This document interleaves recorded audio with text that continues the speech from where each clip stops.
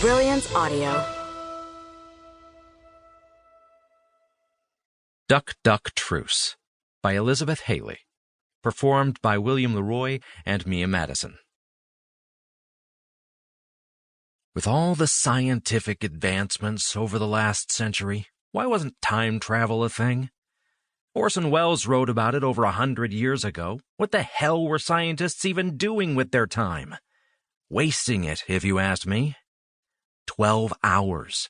I just needed to go back 12 hours, and I wouldn't be an unhappily married man cruising down the highway in an Uber trying to figure out how I was going to tell my ex-girlfriend's family that I'd married her cousin in a drunken depression. "It's going to be fine, Owen." "I know," I said so shrilly that the driver swerved in surprise. I cleared my throat before answering Natalia more calmly. "I know it'll be fine.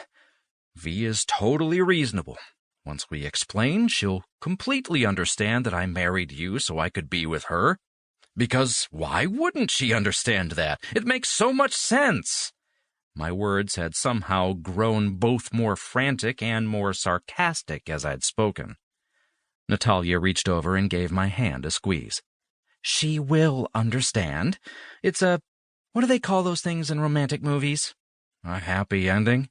"Oh, well, no, that's not what I was thinking. But you'll have one of those, too. You'll see." "Will I, Natalia? Will I really?" "It's like a big thing you do for someone to show how much you love them," she explained. "A grand gesture?" "Yeah, that's it. A grand gesture. I mean, how much grander can you get than a marriage?"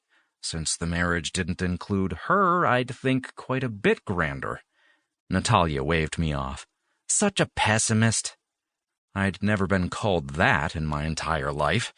I'd never even been much of a realist, but the situation we found ourselves in was dire, no matter how much we tried to sugarcoat it. Even my special brand of rose-colored optimism couldn't find a way to shine through this one. The car pulled into the hotel parking lot, and I began to hyperventilate. "Owen? Owen, you have got to chill out. We'll never get anyone to see the bigger picture if they're busy performing CPR on you." I dropped my head between my knees to catch my breath. "Do you need a bag or something?" I looked up at her. "A bag?" "To breathe into. Isn't that a thing people do when they're overreacting?" I straightened up with narrowed eyes. "Are you seriously telling me I'm overreacting?" "You're the literal definition of overreacting right now." "Pretty sure Merriam-Webster would disagree." "Who?" "Jesus Christ. Let's just get this over with."